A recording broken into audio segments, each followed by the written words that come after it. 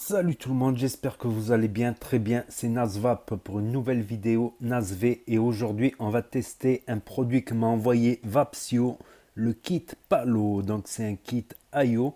Donc là c'est la première revue que je filme en 4K 30 fps avec l'iPhone 12 Pro, mais avec la caméra Facecam pour voir le retour néanmoins. C'est la moins bonne des 4 caméras qu'il y a dessus.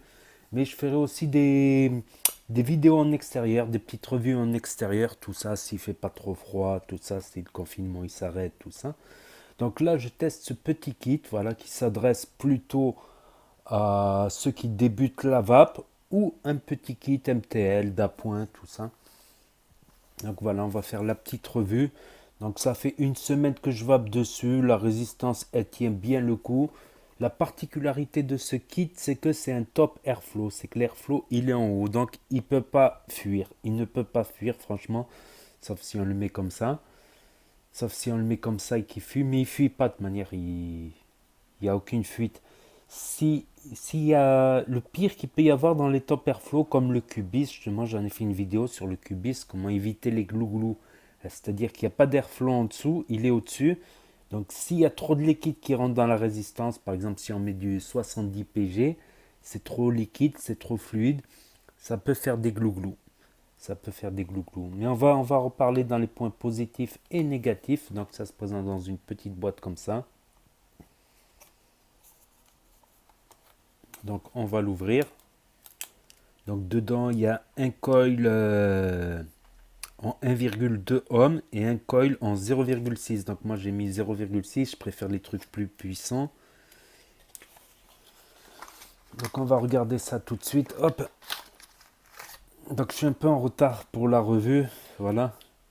Donc il y a la résistance. Donc j'ai changé. J'ai mis l'autre. Un petit Pyrex de rechange et des joints de rechange et un petit câble USB. Voilà, c'est tout. Et en dessous, on a quelques petites paperasses, non qu'une notice d'utilisation. Donc on va le regarder brièvement, si j'arrive à la dérouler. Donc c'est en plusieurs langues, Polish, Dutch, Spanish, Russian et English. You speak English, ich liebe dich, French, German, Italian. Donc 1500 mAh. Ouais, c'est ça, 1500 mAh. Un peu plus d'autonomie qu'un pod à 1000 mAh. Donc après les caractéristiques, il fait 4 mm, 10, il fait 2 ml, 2 ml de contenance. Voilà, entre 8 et 23 watts, ça dépendra de la résistance. En fait, si vous mettez la 0,6, il enverra automatiquement 23 watts. Donc voilà, ça me semble être un alliage de zinc. Voilà, un petit trou de dégazage ici. Les normes CE, tout ça. C'est pas mal, franchement, l'autofocus. Là, on voit l'airflow au-dessus. J'ai l'impression que c'est pas mal du tout. Ça peut même faire une photo d'avatar, ça, comme ça. Non? Donc si je fais le focus comme ça, hop.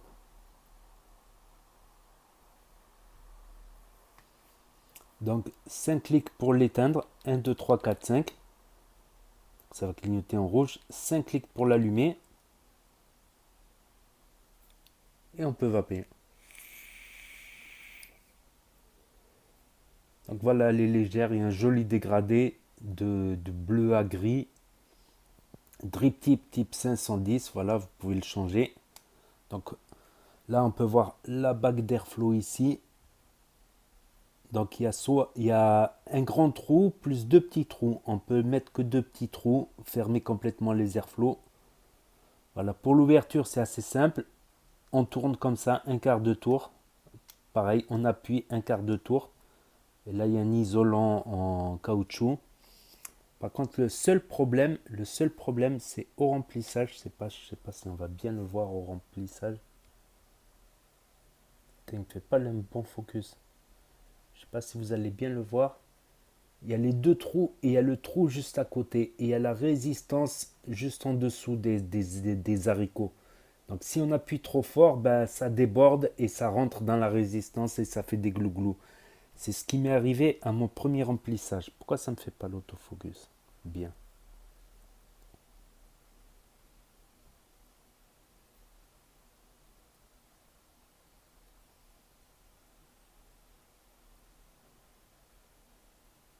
Enfin bref, je me bats avec ma caméra. C'est de l'autre côté. C'est les trois caméras de l'autre côté qui ont un méchant focus. Donc ça, c'est dommage. Donc, au début, j'avais mis du Solana, Montnana et les bouteilles twist comme ça. Franchement, faut faire gaffe au remplissage. Faut y aller vraiment doucement parce que ça déborde. Même avec celle-là à pipette comme ça bute contre la résistance. Il y a la résistance qui est très large en dessous et c'est le principal problème. Donc voilà, vous dévissez cette partie-là, ça dévissera la résistance. Vous pouvez enlever le Pyrex, remettre le Pyrex. On va regarder la résistance. Elle a quelques petites spécificités. Elle a des spécificités. Ça fait pas le focus. C'est incroyable. Donc elle a quelques spécificités. Il y a du caoutchouc. Faut pas l'enlever, surtout le caoutchouc. Là, il y a le trou d'arrivée de vapeur. Et ici, il y a les airflows qui vont venir taper les coils, tout ça. Il y a de grandes arrivées. Non, mais c'est incroyable. C'est pire qu'avant le focus.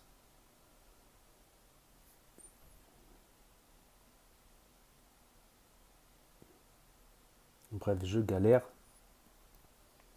J'aurais dû utiliser la cam de l'autre côté pour avoir les méchants focus, tout ça, mais on peut pas voir le retour. Donc j'y comprends rien, cette nouvelle caméra 4K. Donc il y a des très grandes arrivées de liquide, voilà. Si vous pouvez les voir, des très grandes. Donc le 50-50, ça passe. 50-50, 80 VG, ça passe nickel, mais 70 VG, 80 PG, non, je veux dire 70 PG, 80 PG, je pense que ça aura du mal. Voilà, pôle positif, négatif, des petits joints, tout ça. Donc voilà, je crois qu'on a fait le tour du kit. Maintenant, on va passer au test de vapeur et aux points positifs et négatifs du Palo. Donc voilà, il y a aussi la batterie. En fait, dès que la batterie elle est presque déchargée, par exemple la batterie elle est pleine là, dès qu'elle est déchargée à peu près à là, ça n'envoie plus. Franchement, ça n'envoie plus trop de vapeur. Tu sens qu'il y a moins de patates, il y a moins de puissance, donc que tu vas recharger. Mais malheureusement, c'est qu'au dernier moment que le truc rouge, il s'allume. Donc on peut vapoter néanmoins en rechargeant. Donc il y a un pass-trauf, regarde, je vais vous le montrer. Quand on met à recharger, ça clignote. Et quand une fois que c'est bien rechargé, plein, le LED blanc, il ne clignote plus, il reste fixe. Donc sinon, niveau productivité de vapeur,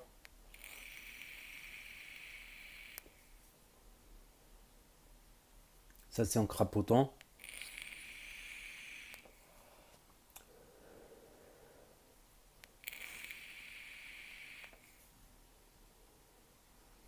Ça on voit, niveau saveur, c'est pas trop mal, on va dire. C'est niveau MTL, niveau Nautilus 2Z, Zenith Inokin. Voilà, on est dans ces parages-là. Donc niveau propreté, ça va, il n'y a aucune fuite. Peut-être un peu de condensation des fois, si on va beaucoup.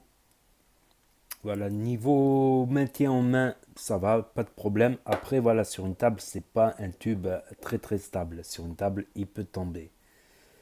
Donc voilà, niveau top airflow, je suis surpris parce que quand j'ai vu que c'est un top airflow, je me suis dit, ah, ça va être du cubis, il va y avoir des glouglous, il n'y a pas de glouglous. Comme je vous ai dit, attention juste au remplissage de ne pas faire rentrer du liquide dans le trou du milieu. C'est mal foutu. Le seul défaut, c'est ça, c'est que c'est mal foutu.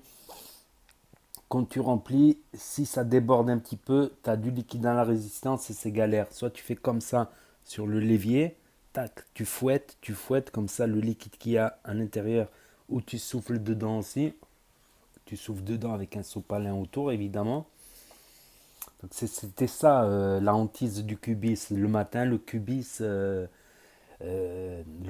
tous les matins, ben, il glougloutait.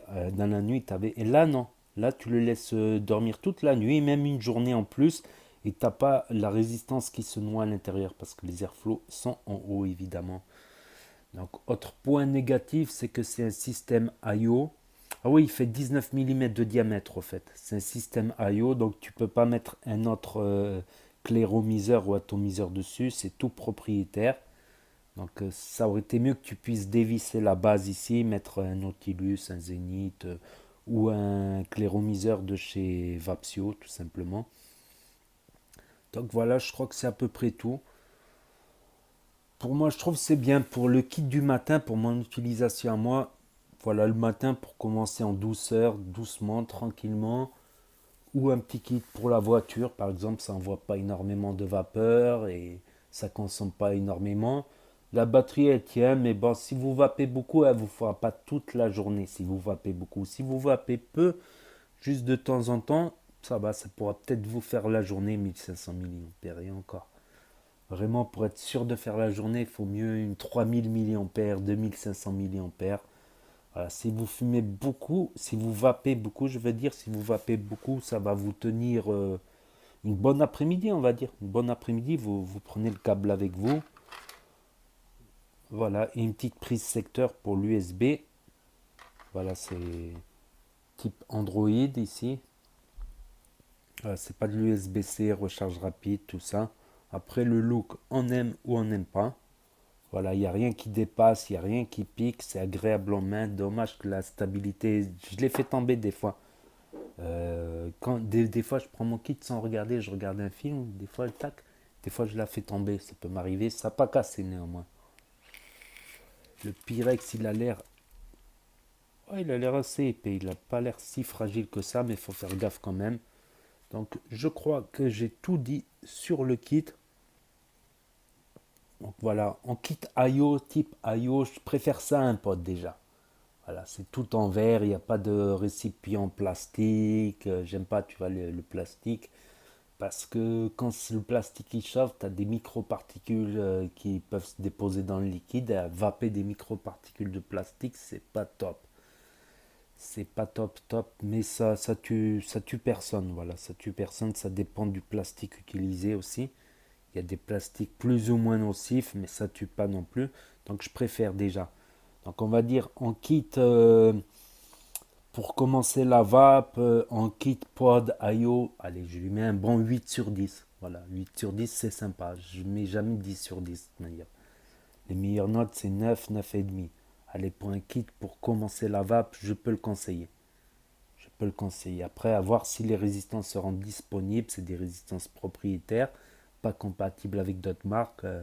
Mais Vapsio, ça a l'air d'être une marque, voilà. Vapsio, ça a l'air d'être une marque. Ils ont déposé des brevets, des trucs comme ça, il me semble. Donc Vapsio, c'est pas la première marque comme ça qui va disparaître du jour au lendemain. C'est une marque américaine qui fabrique en Chine. Donc voilà, c'est pas parce qu'il me l'a envoyé que je vais dire du bien dessus forcément. Si elle est bien, elle est bien. Si elle est pas bien, si j'apprécie pas, voilà. Par exemple, c'est pas ma vape, je préfère les gros kits en aérien, tout ça. Mais pour le matin, j'aime bien le MTL pour le matin. Voilà, avec la résistance 1,2, en refermant un peu plus les airflows, ça fait plus MTL. Là, ça fait plutôt, on va dire, du... Voilà, ça fait tirage assez ouvert quand même. Pas aussi ouvert qu'un TFV, qu'un Sub-Home, mais ça va. Donc n'hésitez pas à me dire ce que vous en pensez. N'hésitez pas à mettre un pouce bleu, à commenter, à partager, à vous abonner, à cliquer sur la cloche. Et je vous dis à très bientôt les amis les potos pour de nouvelles vidéos. Et vous savez très bien que si le courant passe, et ben la cigarette elle trépasse et ça va peu bien.